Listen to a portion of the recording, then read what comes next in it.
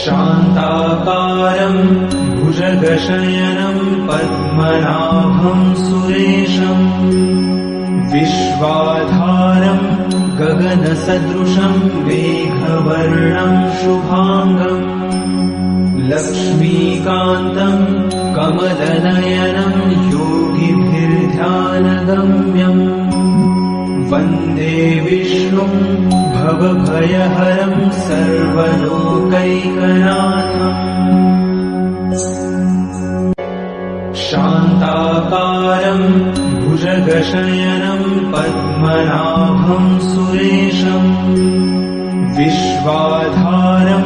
गगनसदृशं मेघवर्णं शुभांगम्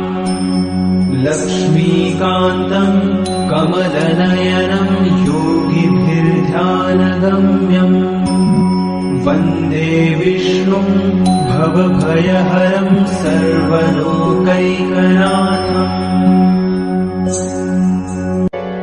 शान्ताकारं भुजगशयनं पद्मनाभं सुरेशं विश्वाधारं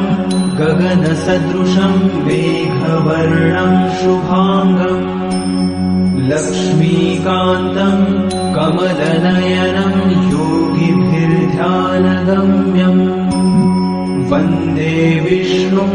भवभयहरं सर्वलोकैकनाथम्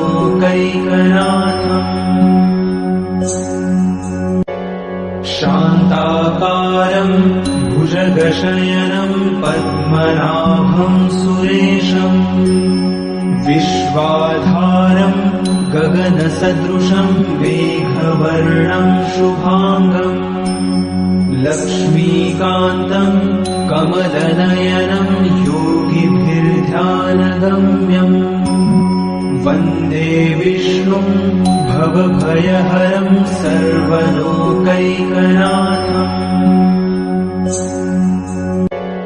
शान्ताकारं भुजगशयनं पद्मनाभं सुरेशं विश्वाधारं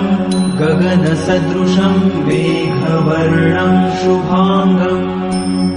लक्ष्मीकान्तं कमलनयनं योगिभिर्ध्यानगम्यम् वन्दे विष्णुं भवभयहरं सर्वलोकैकनाथम्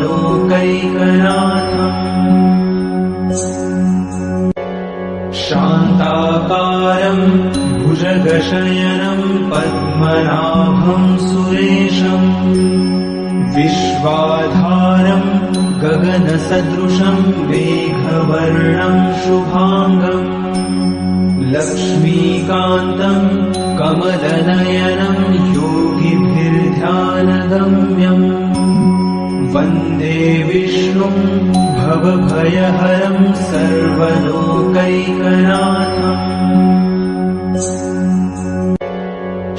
शान्ताकारं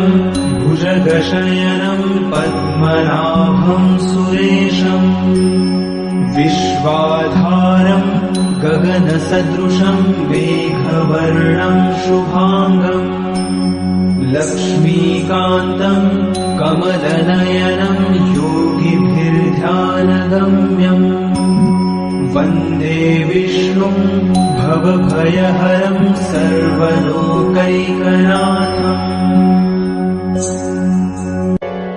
शान्ताकारं भुजगशयनं पद्मनाभं सुरेशं विश्वाधारं गगनसदृशं मेघवर्णं शुभांगम् लक्ष्मीकान्तं कमलनयनं योगिभिर्ध्यानगम्यम् वन्दे विष्णुं भवभयहरं सर्वलोकैकनाथम्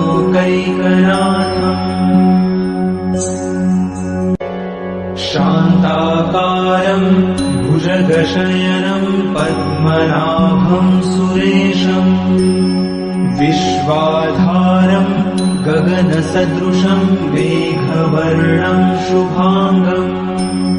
लक्ष्मीकान्तं कमलनयनं योगिभिर्ध्यानगम्यम् वन्दे विष्णुं भवभयहरं सर्वलोकैकनाथम्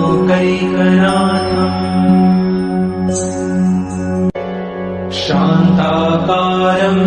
भुजगशयनं पद्मनाभं सुरेशम् विश्वाधारं गगनसदृशं मेघवर्णं शुभाङ्गम्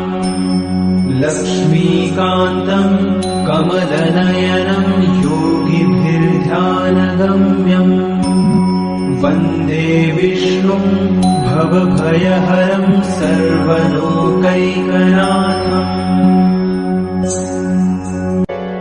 शान्ताकारं भुजगशयनं पद्मनाभं सुरेशम् विश्वाधारं गगनसदृशं मेघवर्णं शुभाङ्गम् लक्ष्मीकान्तं कमलनयनं योगिभिर्ध्यानगम्यम् वन्दे विष्णुं भवभयहरं सर्वलोकैकनाथम्